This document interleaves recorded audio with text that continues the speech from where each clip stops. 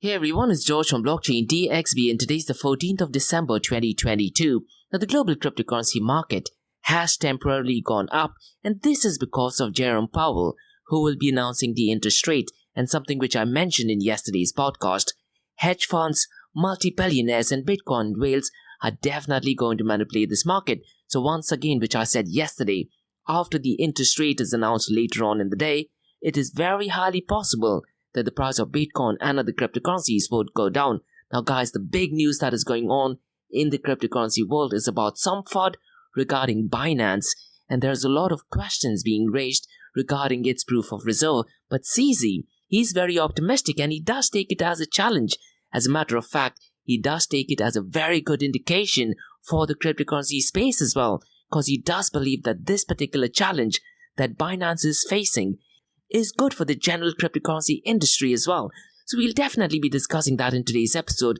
What I particularly like is his approach towards the cryptocurrency market. Now there are loads of articles that are bashing Bitcoin, and there are a lot of withdrawals that are currently taking place in Binance cryptocurrency exchange, and roughly $3.66 billion has been withdrawn just since the last week. So we'll very briefly talk about that in today's episode. Now guys, there's a really interesting article which is published by Cointelegraph, which talked about the White House, and they were silent when one of the reporters from Associated Press did ask the press secretary about Sam Bankman-Fried's donation and if they will be willing to return the $5.2 million. So definitely not ideal for the White House and for the left-leaning politician parties.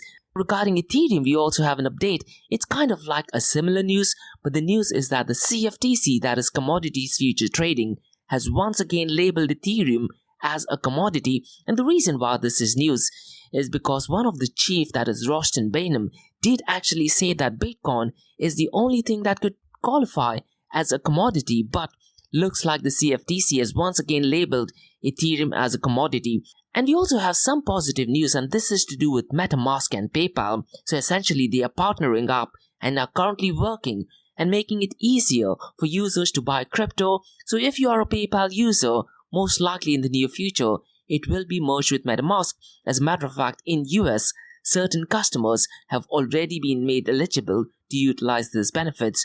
Now regarding UAE, we have two news. And the first news is about Morningstar Ventures, and they have invested $5 million, and this investment is to do with 37x Dubai. So in today's episode, I'll go ahead and explain what that is. And we also have some update which is indirectly related to cryptocurrencies, and this is to do with Dubai's DIFC, that is Dubai International Finance Center. So what they have done is they have introduced new rules for digital economy code, and the DIFC code is also in the news. So we'll very briefly talk about that in today's episode. And at macro level, this is a brilliant news, and it does put Dubai in the frontier so far as cryptocurrency adoption is concerned. Now look guys, having innovation and adoption is great, but showing support by the government makes Dubai the world leader in the Web3 space and definitely the top 10 city in Metaverse as well. So let's kickstart today's episode. Welcome everyone, it's 18 here in Dubai and you're listening to Crypto and Coffee at 8, where we cover top news and information pertaining to Bitcoin, blockchain, beyond blockchain, cryptocurrencies, NFTs, DeFi and Metaverse. And how the series of episodes on the Crypto and Coffee at 8 works is, we usually cover some top news and information pertaining to the price of cryptocurrencies, some major breaking news, occasionally short and sweet news as well, news that has an impact in the cryptocurrency world. The other two news and information is related to Dubai, UAE and Middle East and the world of Bitcoin, blockchain, beyond blockchain, cryptocurrencies, NFTs, DeFi and Metaverse. And this is followed by Ask Me Anything series, where you listeners can ask any questions from the cryptocurrency world. And every Fridays we have an episode called Metaverse Everything, where we solely focus on Metaverse, so please check out those episodes as well. And the format for Metaverse Everything is completely different. And what I tend to do is I tend to publish a daily and weekly report via my LinkedIn, so please follow me on LinkedIn. My LinkedIn profile is in the show notes below. Now before we kickstart today's episode, I have an important message, so check this out. Firstly guys, Startup OI is global one tech platform for tech. It offers global high-paying tech jobs with flexibility in working time and location, global free tech events, and tech networks to connect with global like-minded engineers. A brilliant platform to listen to the tech experts in Metaverse and to grab their insights. Now listen, all you have to do is download the app Startup OI. If you're using an Android version, go to Google Store and App Store for iOS devices. Alternatively, you can also click on the show notes below to download Startup OI. Next, guys, listen, if you're into fitness, if you're into adventure, if you want to do something wild but still want to keep your health in check, there is a new podcast in town, a podcast focusing on obstacle course race in the Middle East. The podcast is called Rise in the Obstacle Course Race, and Rise in the Obstacle Course Race podcast is a peer-to-peer community-driven podcast where they talk all about obstacle course race in the Middle East, from Sandstorm to Spartan Race, from Tough Mudder to Desert Warrior Challenge, and also the Government Gov Games, and quite a lot more. The podcast has interviews with athletes locally and internationally to get inside scoop on how athletes prepare for obstacle course race. In the podcast, they also talk about interesting stories on why they are motivated to do obstacle course race. And that's not all. They also plan to release 7 NFTs. And these NFTs are no ordinary. These NFTs will represent every emirate in the UAE. And listen, guys, these NFTs are going to be absolutely massive. So do one thing, go to Spotify, go to iTunes, go to any leading podcasting platform and search for Rise in the Obstacle Course Race podcast. And finally, guys, not your keys, not your crypto. If you have dabbled with cryptocurrencies and now are seriously getting to protect your cryptocurrencies, there is no better way to protect it by using a hardware wallet. And this is where Ledger Wallet kicks in. And Ledger Wallets are hardware cryptocurrency wallets made by Ledger, a company headquartered in Paris, France. And Ledger's hardware wallets are multi-currency wallets that are used to store private keys for cryptocurrencies offline. And Ledger offers 2 hardware wallets, the Ledger Nano and Ledger Nano X wallets. They are world-class experts with extensive crypto security backgrounds.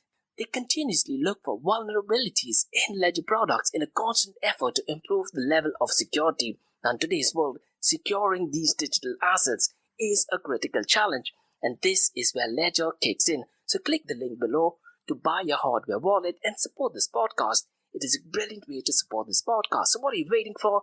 The link is in the show notes below. Now, since we've taken care of that, let's look at the global cryptocurrency market. Now look, guys, this just looks like a temporary hike, and the global crypto market as of today, 14th of December, is $880.77 billion. Now since the last 24 hours, it is up by 1.49%. The total crypto market volume, though, over the last 24 hours is down to $37.61 billion. So what has happened since the last 24 hours? The volume has gone down by 30.60%. Now here's the interesting bit regarding DeFi. The total volume in DeFi is down to $1.96 billion. The total value locked is $42.05 billion. Now, one thing which has changed in the DeFi world, and this is taking into consideration the total value locked, MakerDAO is not number 1, but Lido is number 1. And the total value locked in Lido is $6.52 billion.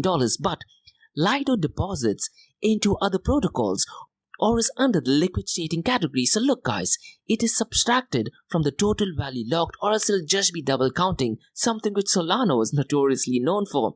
So if you look at the data, make sure that you remove Lido from the total value locked. But it is number 1 at $6.52 billion, and MakerDAO is number 2nd at $6.46 billion. And this is the second time in 2022 MakerDAO is number 2nd, and I wouldn't be surprised if this thing continues for the next couple of months. And as of today, MakerDAO accounts for 15.35%. The number 3rd is Aave, and total value locked is $3.97 billion. Now listen, guys, there was some drama regarding Aave Curve Finance, where an individual trader was trying to manipulate the market, but looks like that thing has been taken care of. Now, if you're someone who has their hands in Aave, Aave is currently holding a live session via Twitter Space later on today. So go to Aave's Twitter profile. They will be discussing real-world assets and how important the DeFi world is, and how Aave protocol can build a real-world asset strategy. So make sure that you follow them on Twitter. Really useful information. The next is Curve with $3.8 billion, and finally Uniswap at $3.61 billion. The biggest worry once again, guys, is the volume of stable coins.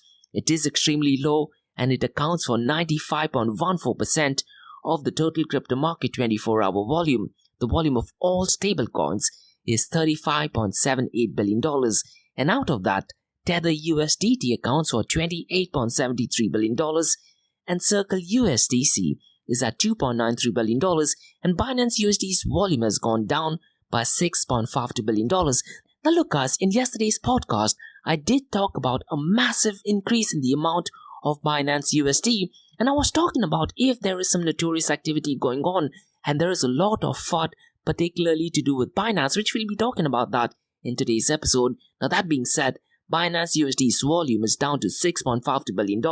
Now let's quickly look at the market share, 24-hour trading volume and dominance between Bitcoin and Ethereum. Bitcoin's market share is $345 billion. Ethereum's market share is at $161 billion. The 24-hour trading volume is at $22.7 billion for Bitcoin. Ethereum's 24-hour trading volume is $6.9 billion, and the dominance is pretty much the same. Bitcoin's dominance is at $39.73 billion, and Ethereum's dominance is at 18.50%.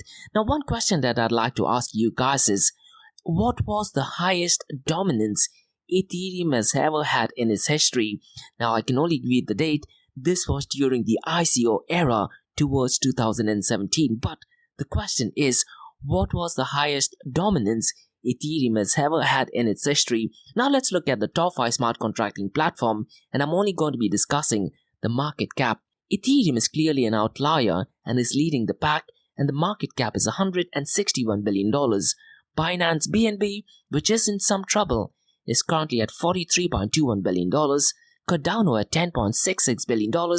Polkadot is at $6.18 billion, and the number 5, surprisingly, is Solana.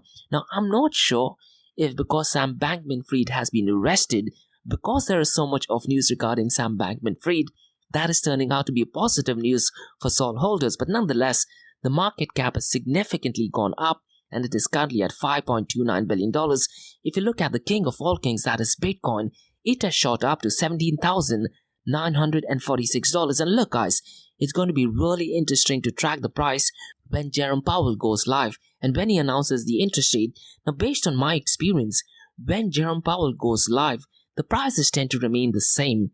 But 3 to 4 hours after Jerome Powell's decision, that's when mainstream media picks up the news. They add in their own narrative, and often they are fake news and incorrect information, and that has an impact on the price of Bitcoin, Ethereum, and other cryptocurrencies. So when Jerome Powell goes live, what I'd really urge you to do is wait for at least 3 to 4 hours and then look at the price of Bitcoin and other cryptocurrencies. Now, since the last 24 hours, it is up by 1.26%. Since the last 7 days, it is up by 6.76%.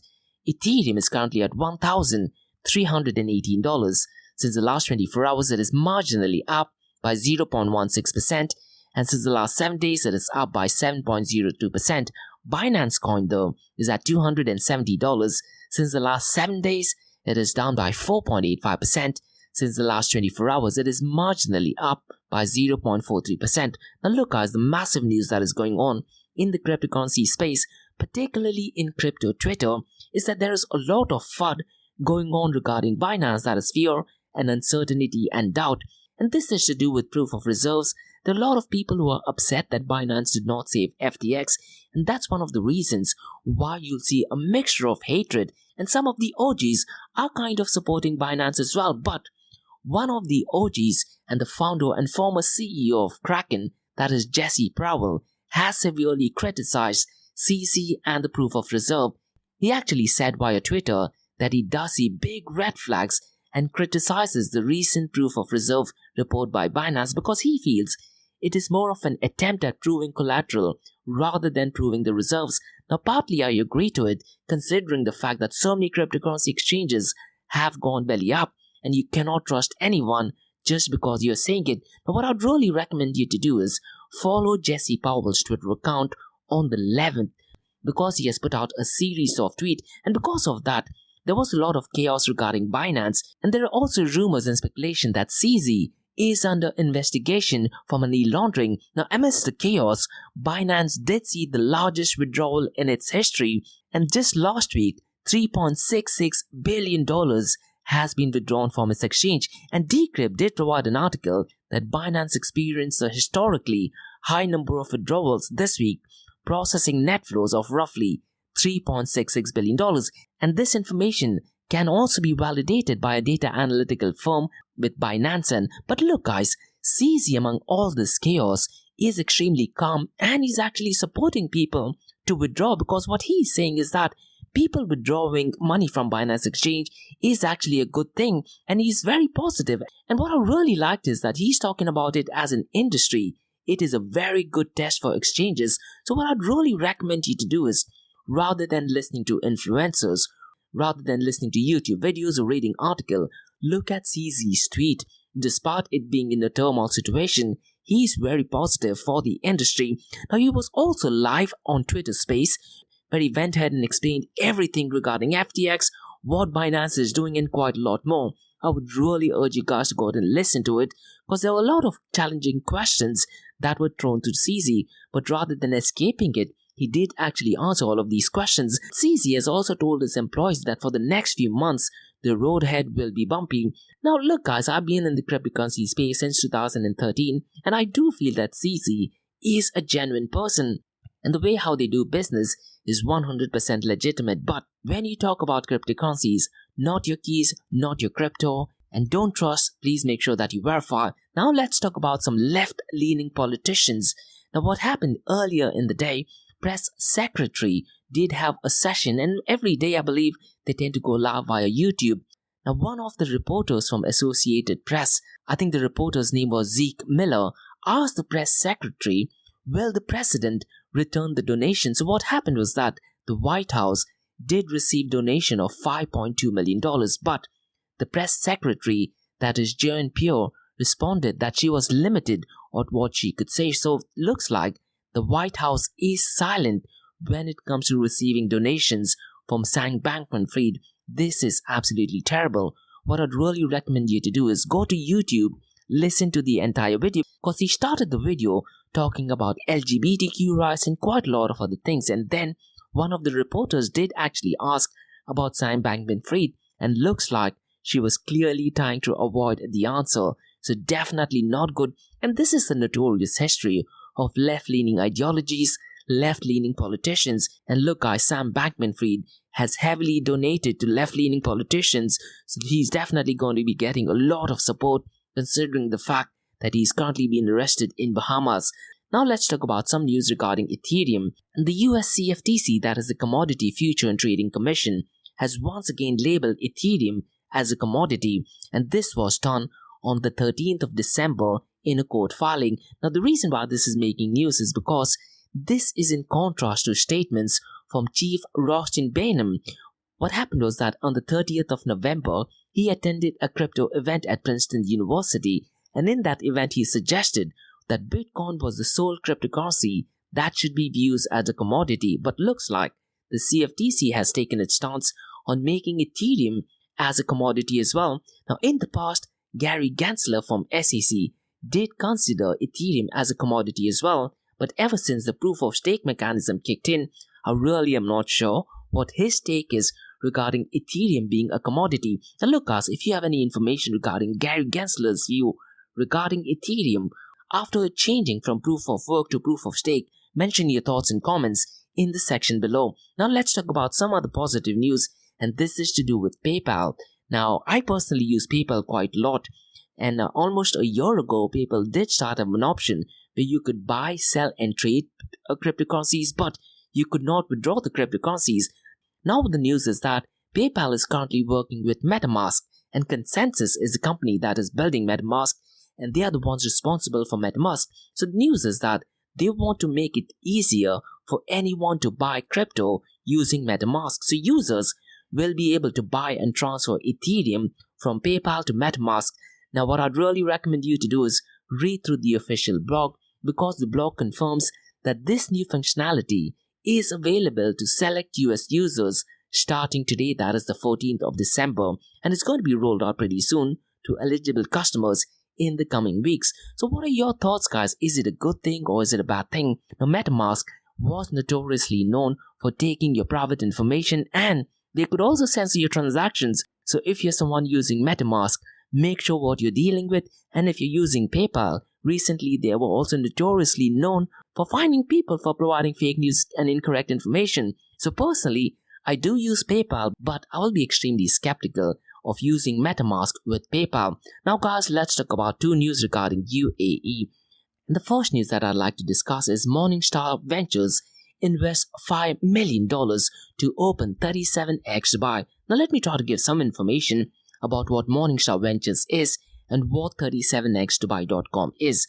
Now I got the information regarding Morningstar Ventures via LinkedIn. So the website is morningstar.ventures. So essentially it is an investment firm focused on digital assets and blockchain technology, investing in early stage tokens and equity rounds, and they are primarily focused in the Elrond ecosystem. And look guys, if you're someone who is based in Dubai or UAE and are building something on Elrond, you definitely need to check it out because they do have an incubator program as well, catered only to Elrond ecosystem. Now 37x Dubai, the website is 37xdubai.com, is more than just a gallery. What they do is they create a space where art and technology come together to create the most unique expression of creativity. So the website is 37xdubai.com. I really want to know why the name 37x Dubai is. So I'm going to try to send them an email and try to get them on my podcast and probably do an interview with them. So the news is that Morningstar Venture invests $5 million to open 37x Dubai. And Morningstar Ventures, Dubai-based investment firm, specializes in digital assets and blockchain technology. And they have invested $5 million in its first interactive and immersive digital art gallery, called 37x Dubai, and they are located in Burj Daman Tower, which is in the DIFC area. And 37x Dubai will be at the heart of Dubai Business and Lifestyle Center as it opens its door in the first quarter of 2023. And Morning Ventures, they also have an incubator program.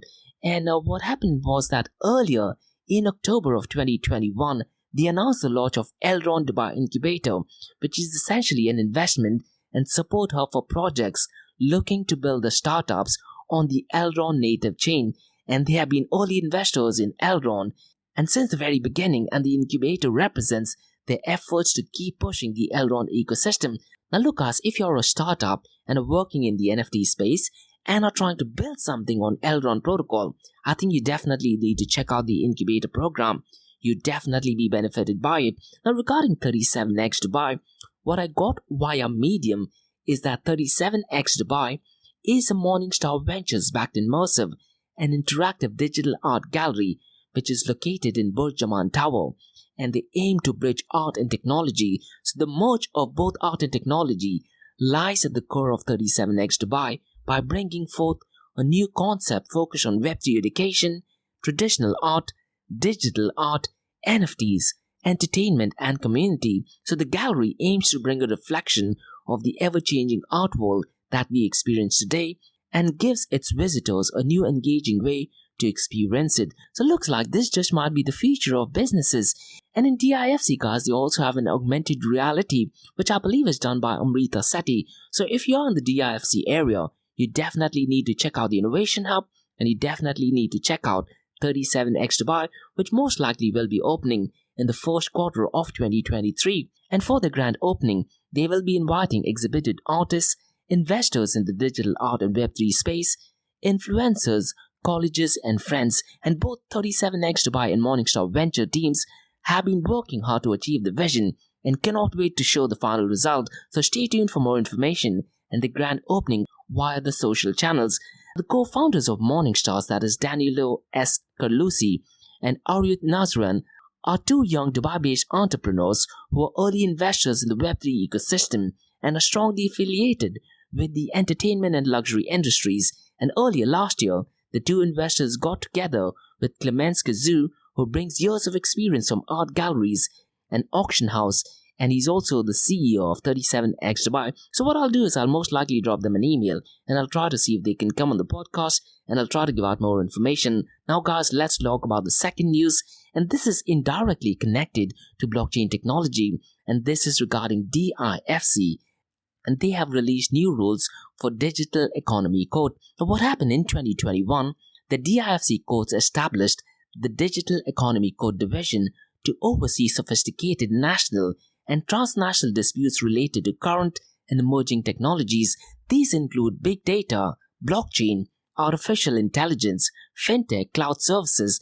Disputes involve unmanned aerial vehicles, 3D printing and robotics. So what happened earlier today, the DIFC or Dubai International Finance Center Courts announced the launch of a new set of specialized rules for its recently formed Digital Economy Code, or called as DEC division. So Dubai's DIFC introduced new rules for Digital Economy Code. At this point of time, I'm not sure what the details of the rule are, but Part 58 of the DIFC Code rules will facilitate efficient resolution of digital economy disputes. So the new rules will also standardize the use of smart forms to provide information through a dynamic, artificial intelligence-driven platform, which is in line with court's paperless mandate, and cases will be conducted using advanced digital system to fasten service to parties and enforcement to reduce the environmental impact of court proceedings. And furthermore, guys, a bench of international judicial experts have been recruited to oversee and operate the new court's digital infrastructure and service capabilities. And under Decree number 29 of 2022, His Highness Sheikh Mohammed bin Rashid Al Maktoum, Vice President and Prime Minister of the UAE, has appointed Justice Michael Black of England and Wales, who will oversee the Digital Economy Code division. So definitely brilliant news. Now let me try to explain where this thing merges with blockchain sector, because Justice Omar Al-Mahiri, the director of DIFC Code, said, with the digital economy emerging as a prime accelerator of global businesses, these specialized rules have been engineered to strengthen our mission on building a court system that absorbs current dispute resolution needs. It can also flex to address and resolve new emerging disputes. This strategy has been further enforced by blending leading judicial expertise with innovative technology implementations. So, for example, in 2021, the DIFC courts issued a judgment in the case of Gate MENA DMCC, Huabi MENA Free Zone Authority, and there was a lot of news regarding that, and Tarbrak Investment Capital Limited and Krista Turner, which related to one of the first cryptocurrency litigation disputes in the region. It was one of the few reported cases anywhere in the world, and the case addressed issues such as the safe transfer of cryptocurrencies between buyer and seller and the obligated owned by a cryptocurrency custodian.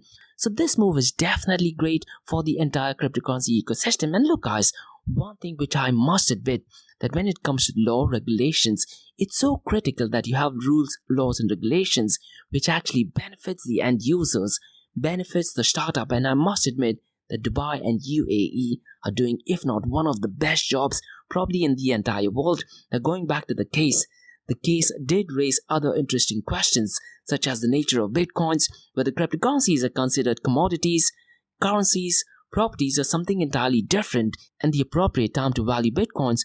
So this move of DIFC introducing new rules for digital economy code will definitely be great for the entire ecosystem. So definitely brilliant stuff. So that's all for today guys on the Crypto and Coffee Update from Blockchain DXB. In case if you have any feedback or suggestions, please drop me an email to info@blockchaindxb.com or check out my website, that is www.blockchaindxb.com, and also check out my website area2071.com that talks everything about metaverse. And if you like listening to this podcast, please click on the follow button, give it a 5-star rating and share the word across.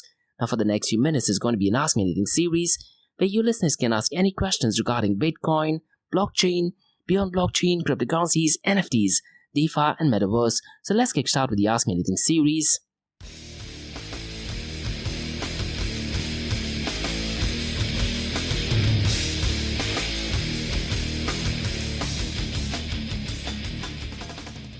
Hey everyone, it's George from Blockchain DXB. You're listening to the Ask Me Anything series, where you listeners can ask any questions regarding Bitcoin, blockchain, beyond blockchain, cryptocurrencies, NFTs, DeFi, and metaverse.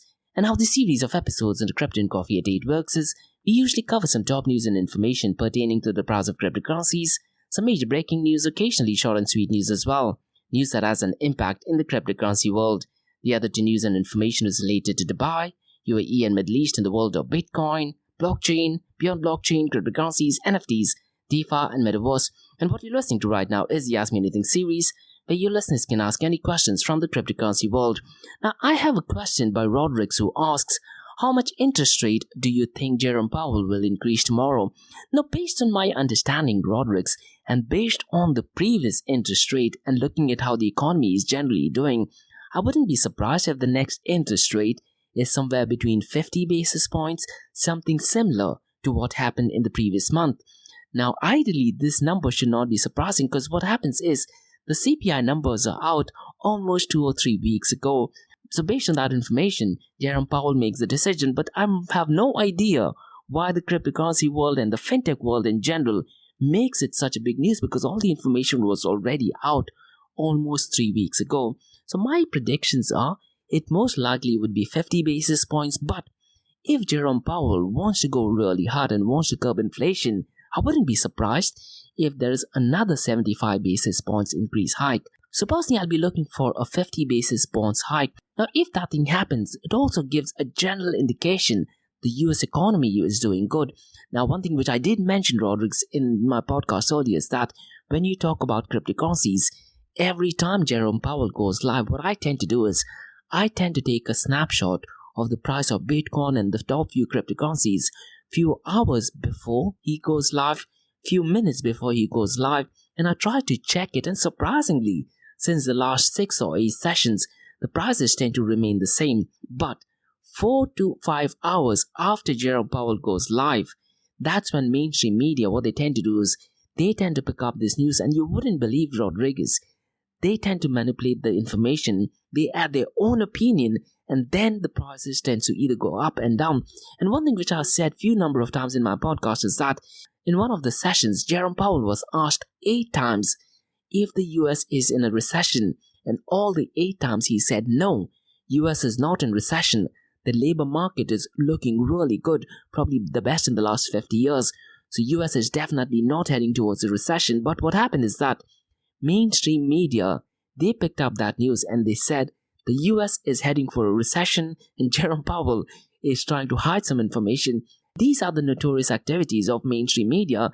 That's one of the reasons why, Rodriguez, I often says when you're looking at information, make sure you look at information from the right source. What I'd really recommend you to do is, Rodriguez, go to the YouTube channel of Federal Reserve Board, listen to him live and keep a track on the movement of Bitcoin and other cryptocurrencies. Now, historically, there hasn't been any movement, at least for 3 to 5 hours. After that, when fake news media kicks in, that's when it has an impact on the price of Bitcoin and other cryptocurrencies. I have another question by Selena, who asks, do you think kids should use cryptocurrencies? Now, Selena, this depends on the understanding level of the kid. I mean, if you're talking about someone, let's say, who's 8 or 10 years old, I would be a little bit skeptical for them to use cryptocurrencies. But if you go back to the ethos of open blockchain and open cryptocurrencies, kids technically should not need permission from the parents. But if you're to ask me personally, I would definitely not want kids to use cryptocurrencies, at least till the time, let's say, they are 12.